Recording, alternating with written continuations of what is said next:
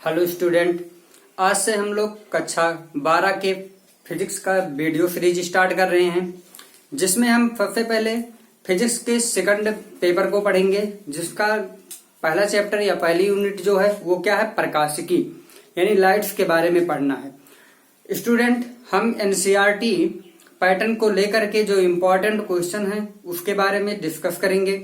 तो आज का हमारा जो टॉपिक है वो है प्रकाश का गोलीय पृष्ठों पर अपवर्तन के सूत्र का निगमन। देखिए स्टूडेंट, ये जो टॉपिक है इसको समझने के लिए हमें प्रकाश के बेसिक के बारे में यानी दर्पण हुआ, लेंस हुआ, है ना, इन सब के बारे में जानना जरूरी है।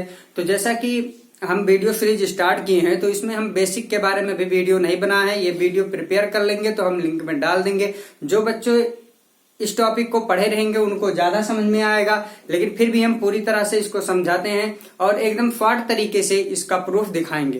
तो देखिए बच्चों, इसमें जो है गोलीय पृष्ठों के बारे में कहा गया है। तो जो गोलीय पृष्ठ हैं उनके दो प्रकार से हम देखेंगे, एक अवतल पृष्ठ पर और एक उत्तल पृष्ठ पर। तो आज हम देखते हैं, आज जो वीडियो है इसमें हम देखेंगे अवतल पृष्ठ पर अपवर्तन के सूत्र का निगमन। तो चलिए हम लोग देखते हैं क्या है हमारा टॉपिक। तो हमारा टॉपिक जो है वो है गोलीय अवतल पृष्ठ पर अपवर्तन के सूत्र का निगमन। तो चलिए देखते हैं गोलीय अवतल पृष्ठ पर अपवर्तन के सूत्र का निगमन कैसे करते हैं। तो सबसे पहले हम इसके फिगर के बारे में देखे हैं, समझते हैं कि फिगर हम इसका कैसे ड्रॉ करते हैं। और देख लीजिए फिगर को समझते हैं क्या है फिगर। सबसे पहले हमें अवतल पृष्ठ एक चाहिए, तो एक हम अवतल पृष्ठ ले लेते हैं।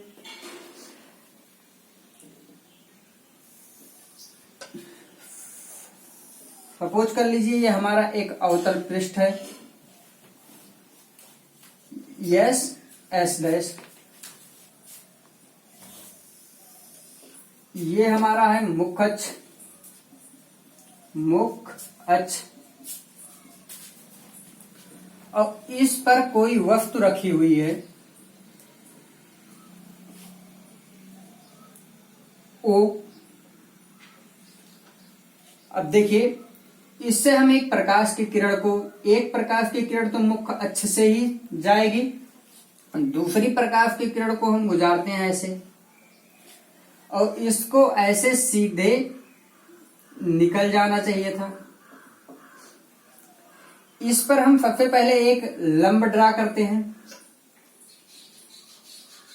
ये है हमारा सी यानी वक्रता केंद्र, और यहां पर हम इससे एक लंब ड्रा करते हैं।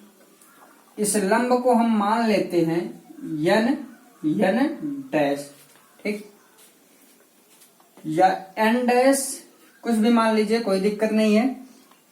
तो अब इस किरण को, जो ये किरण ऐसे गई, इसको ऐसे सीधे निकल जाना चाहिए था, लेकिन ये अपवर्तन के पश्चात क्या होती है, अभिलंब की ओर झुक जाती है। ये अभिलंब की ओर क्यों झुकती है? क्योंकि ये विरल माध्यम से सघन माध्यम में जा रही है ना, तो ये झुक जाती है। अब इसको हम ऐसे पीछे जब डॉटेड बढ़ाते हैं तो ये मुख्य अक्ष को आई पर प्रतिच्छेद करती है, और यही हमारा आभासी प्रतिबिंब होगा किस ऑब्जेक्ट का, ओ का। और इस पर हम क्या करते हैं, एक लंब ड्रा करते हैं। ये ध्रुव है, इसको P मानते हैं, इस लंब को हम यम लिख लेते हैं। ये लंब ड्रा किया। अब हम क्या काम करते हैं, यहां से इस एंगल को अल्फा, इस एंगल को बीटा और इस एंगल को गामा मानते हैं। देखिए चित्र समझ में आई होगी आप लोगों को। क्या किया हमने, एक अवतल पृष्ठ लिया जिस पर हमने एक वस्तु क्या माना, ऑब्जेक्ट वो, जिसके किरण आरेख को हमने अभी समझाया। यहाँ पर आई आभासी प्रतिबिंब बना और ये क्या है, वक्रता केंद्र। एक लंब डाला एन यम, ठीक। अब इसी को हम लैंग्वेज में अभी लिखते हैं, देखते हैं कैसे हम क्या लैंग्वेज लिखते हैं, उसके बाद में हम इसका प्रूफ बहुत आसान तरीके से दिखाएंगे। चलिए अब देखते हैं हमने क्या एक छोटा सा कौन सा नोट्स तैयार किया। देखिए, माना यस यस डैश कोई गोलीय अवतल पृष्ठ है, आप देख रहे हैं यहाँ फिगर में, और जिसकी वक्रता त्रिज्या सी है, वक्रता केंद्र सी है। इस गोलीय अवतल पृष्ठ के लिए मुख्य अक्ष पर कोई वस्तु O स्थित है तथा जिसका आभासी प्रतिबिंब I बनता है। यम रेखाखंड मुख्य अक्ष पर क्या है, लंब है, जिसकी लंबाई हमने क्या मानी है, यच मानी है। इसकी लंबाई यहां से यहां तक हमने क्या मानी है, यच मानी है। और अतः त्रिभुज ओ यम यन, ओ यम और यन, ये जो त्रिभुज होगा वो कैसा होगा, समकोण त्रिभुज होगा, क्योंकि एन यम क्या है, लंब है। अब हम कुछ फिगर में और बताते हैं आपको। चूंकि ये वक्रता त्रिज्या है तो हम इसको किससे लिखेंगे, यही है ध्रुव, यहीं से दूरी को हम मेजर करते हैं, मापते हैं, तो ये क्या होगी, आर। एक बार और बताना चाहेंगे हम कि जो चिन्ह प्रॉपर्टी है इसकी, अगर प्रकाश की दिशा में दूरी ली जाती है तो वो दूरी धनात्मक होती है, और प्रकाश के विपरीत दिशा में दूरी मापी जाती है तो वो दूरी क्या होती है, ऋणात्मक। प्रकाश इस दिशा में चल रहा है और दूरी हम यहाँ से इस दिशा में माप रहे हैं, तो ये दूरी क्या हो जाएगी, निगेटिव। चूंकि ये प्रतिबिंब है यहाँ से यहाँ तक, तो इसकी दूरी को हम किससे मान लेते हैं, v से, और इस तरफ मेजर कर रहे हैं इसलिए ये क्या होगा, -v। ये वस्तु है तो यहाँ तक की दूरी को हम किससे मानते हैं, u से, और ये दूरी को भी हम इसी तरफ मेजर कर रहे हैं, माप रहे हैं, तो इसलिए क्या हो जाएगा, ये -u हो जाएगा। ये फिगर समझ में आया होगा। जो नोट्स लिखा गया है छोटा सा, बहुत छोटा सा नोट्स है, ये भी आप लोग आसानी से समझ सकते हैं। अब चलिए त्रिभुज में हम बात करते हैं, कुछ और चित्र में कुछ और समझ लीजिए। देखिए, ये अभिलंब है, आपको अभी हमने बताया, और ये कौन सा है, ये आपतित किरण है, और ये क्या है, अभिलंब है। तो आपतित किरण और अभिलंब के बीच का जो कोण होता है उसको हम आपतन कोण कहते हैं। आपतन कोण को हम किससे रिप्रेजेंट करते हैं, आई से। किससे रिप्रेजेंट करते हैं, आई से। और ये हुआ अपवर्तन कोण और अभिलंब के बीच का जो अपवर्तन किरण और अभिलंब के बीच का जो कोण होता है, इसको हम किससे रिप्रेजेंट करते हैं, आई से। अब देखिए, ये अभिलंब है, आई और आर हो गया, यानी ये आपतन कोण और ये अपवर्तन कोण। अब इसी किरण को हम पीछे ऐसे बढ़ाए हैं, है कि नहीं, और ये अभिलंब है, तो यह कोण अपवर्तन कोण और अभिलंब के बीच का कोण है, इसलिए ये कोण भी क्या हो जाएगा, आर हो जाएगा। ठीक है, तो चलते हैं अब हम चित्र के माध्यम से समझते हैं क्या हमें करना है। तो सबसे पहले देखिए,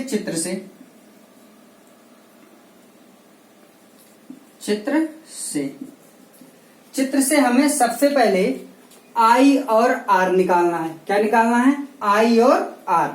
अब आई और आर निकालने के लिए हमें क्या काम करना है, देखते हैं किन दो रेखाओं के बीच आई बना हुआ है। तो देखिए, ये कौन सा, ये रेखा और ये रेखा के बीच, तो हम इसी त्रिभुज में बात करेंगे। देखिए, ये रेखा और ये रेखा के बीच, तो सबसे पहले देते हैं हम त्रिभुज ओ एन और सी में। त्रिभुज ओ एन और सी में, समझ में आई बात। हम सबसे पहले आई देखेंगे, तो आई के लिए आई जहां से जहां तक बना है उन्हीं रेखाओं के त्रिभुज को हम लेंगे। तो ओ एन और सी में, ओ एन और सी में हम देखेंगे कि जो ये गामा है, सबसे पहले हम बता दें आपको, अगर कोई एक त्रिभुज है, किसी भी प्रकार का त्रिभुज हो, चाहे वो समकोण त्रिभुज हो या कोई भी त्रिभुज हो, अगर इसके किसी भी भुजा के, किसी भी एंगल के बाहर का कोण के बारे में अगर हम बात करेंगे, मान लीजिए ये कुछ भी है, जैसे यहाँ गामा है तो यहाँ गामा कर लीजिए, है ना, तो इस कोण को छोड़ करके शेष दोनों कोणों का योग इसके क्या होगा, बराबर होगा, क्योंकि ये कोण कौन सा कोण है, बहिष्कोण कहलाता है।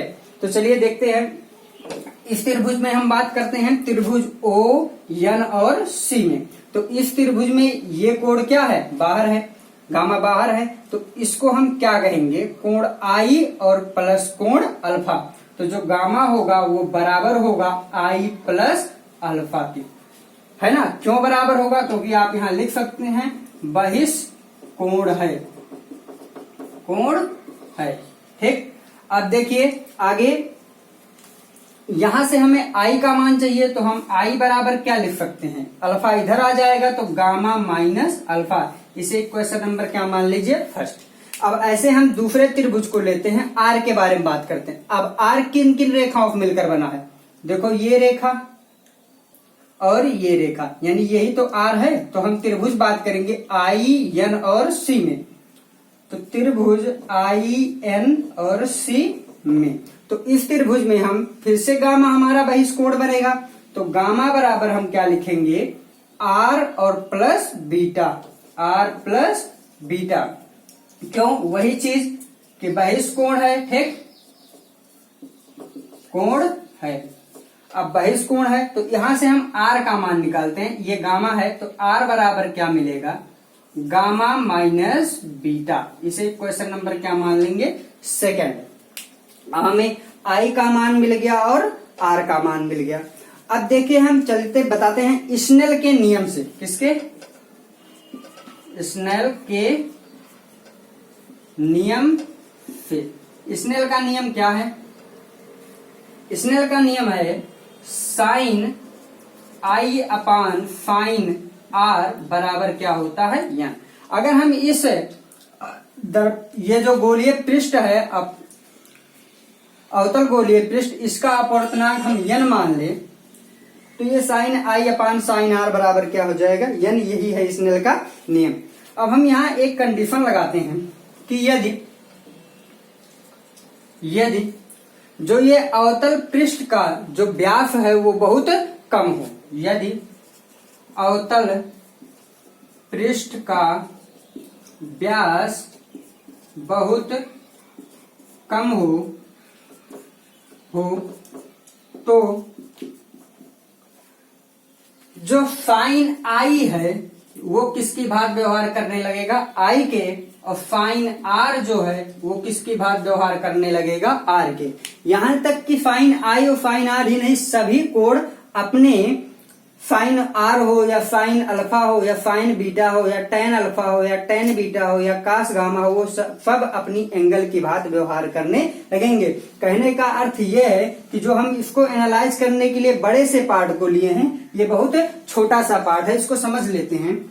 ये कोई गोला है, बड़ा सा गोला अगर हम लेते हैं, ऐसे बड़ा सा गोला लेंगे ऐसे, है ना, और इसके हम एक स्मॉल सी क्वांटिटी के बारे में बात करें तो देखिए ये लगभग क्या काम करता है, एक सिंपल एक सरल रेखा की भांति व्यवहार करता है। तो इस पर जो बने हुए कोण होंगे वो एक ही कोण को बिलोंग करेंगे, इसीलिए फाइन आई को आई, फाइन आर को आर, या जो भी अभी मान आएंगे उसको हम एंगल के रूप में प्रदर्शित करेंगे। और यहाँ पर हम बताएंगे कि अगर जो ये व्यास बहुत कम है तो जो यम है वो किस पर लाइक करेगा, पी पर, यानी जो भी दूरी हम यम से मेजर करेंगे उसको हम पी के माध्यम से लिख सकते हैं। तो चलिए देखिए अब आगे इस कंडीशन में हम लिखते हैं, अगर साइन आई बराबर I, sine I upon sine are बराबर यन है और साइन आई बराबर आई और साइन आर बराबर आर है, तो हम इसको क्या लिख सकते हैं, इसको हम लिख सकते हैं, देखिए sine I upon sine are बराबर यन है, तो इसको क्या बन जाएगा, आई अपान आर बराबर यन बन जाएगा। यहां से आई बराबर हम लिखना चाहे तो आर यन हो जाएगा। अब आई और आर का मान हम समीकरण फर्स्ट से इसमें क्या करते हैं, रखते हैं। तो चलिए रखिए, आई का मान क्या है, यहां पर देखिए गामा माइनस अल्फा बराबर आर का मान क्या है, यन रहने दीजिए, आर का मान क्या है, गामा माइनस बीटा। ये कंडीशन आपको मिला। अब हम क्या काम करते हैं, इसको और सिंप्लीफाई करते हैं, तो गामा माइनस अल्फा बराबर यन गामा माइनस यन बीटा। देखिए यहाँ अल्फा है, बीटा है और गामा है, लेकिन जो ये गामा है ये कितनी बार है, 2 बार है, तो इसको एक बार करने के लिए हम इस यन को इधर, अल्फा को उधर ले जा रहे हैं। तो गामा माइनस यन गामा बराबर अल्फा उधर जाएगा तो प्लस हो जाएगा और माइनस यन बीटा यहाँ पर पहले से ही था। अब चलिए यहाँ पर गामा हम क्या करते हैं, कॉमन ले लेते हैं, तो क्या मिलेगा, 1 माइनस यन बराबर अल्फा माइनस यन बीटा। इसे क्वेश्चन नंबर हम क्या मान लेते हैं, थर्ड। अब ये समीकरण हमें मिला, इसमें हम गामा का मान, अल्फा का मान और बीटा का मान इस फिगर से निकाल करके इसमें रख देंगे। जो मान आएगा वही हमारे अवतल पृष्ठ, गोलीय अवतल पृष्ठ के लिए अपवर्तन का सूत्र होगा। तो चलिए हम देखते हैं इस फिगर से हम अल्फा, बीटा और गामा की वैल्यू कैसे निकालते हैं। तो सबसे पहले देखेंगे हम अल्फा कोण जिस एंगल से बना है समकोण त्रिभुज लेंगे। कहां से लेंगे? समकोण। तो अल्फा के लिए हमें क्या लेना है? ओ, एन और यम। सबसे पहले त्रिभुज ओ, एन और यम में, एन और यम में चित्र से है त्रिभुज ओ, एन और यम में। क्यों? क्योंकि अल्फा है। अब देखिए tan अल्फा, tan अल्फा बराबर क्या होता है? tan बराबर लंब बटे आधार। तो लंब का मान क्या है? यच, और आधार का मान क्या है? यानी लंब जो है वो एन एम है, इसको हम लिख लेंगे एन एम अपॉन जो आधार है वो ओ यम है, ओ यम है। और अभी हमने बताया कि जो अवतल पृष्ठ का व्यास है वो बहुत कम होगा। तो जब बहुत कम होगा तो ओ यम किस प्रकार लाइक करेगा? ओ पी के। यहां लिख सकते हैं हम इसको N M upon O P, यानी ओ एम को हम क्या लिख सकते हैं? O P. अब यहां से मान रखिए एन एम का मान क्या है? यच, और ओ पी का मान क्या है? Minus you. और ये किसके बराबर होगा? अभी हम आपको बताए थे कि साइन आई के बराबर साइन आर के बराबर है। तो tan अल्फा किसके बराबर हो जाएगा? अल्फा के बराबर हो जाएगा। तो ये रही अल्फा की वैल्यू। ऐसे हम निकालेंगे किसका मान? बीटा का मान। अब बीटा जिन रेखाओं में मिलकर बना है, देखिए ये और ये, तो इस त्रिभुज में हम बात करेंगे। तो चलिए देखते हैं त्रिभुज आई एन और यम में, आई एन और यम में।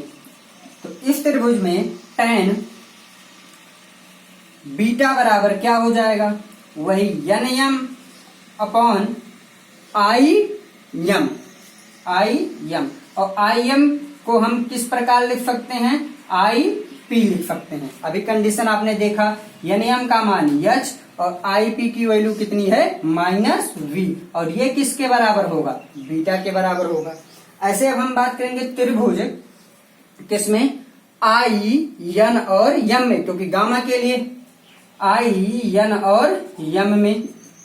तो बताइए tan गामा बराबर क्या होगा? एन एम अपान सी एम। तो सी एम, और सी एम को हम क्या लिख सकते हैं? एन एम अपान सी आई, और इसका मान एच और इसका मान क्या रहेगा? Minus r. और ये क्या बनेगा हमारा? गामा। तो यहां से देखिए हमें अल्फा, बीटा और गामा की वैल्यू मिली। अब अल्फा, बीटा और गामा की वैल्यू हम इस समीकरण में रखते हैं। तो देखिए क्या हमें मिलता है। तो अब इस अल्फा, बीटा और गामा की वैल्यू हम क्या काम करेंगे? इस इक्वेशन 3 में पुट करते हैं। तो चलिए देखते हैं अल्फा, बीटा, गामा की वैल्यू रखने पर हमें क्या मिलता है। गामा का मान क्या आया है? H upon minus r. तो चलिए लिख लेते हैं एच अपान माइनस आर इन इक्वल टू नहीं 1 माइनस एन बराबर क्या होगा? अल्फा की वैल्यू क्या है? H upon minus you.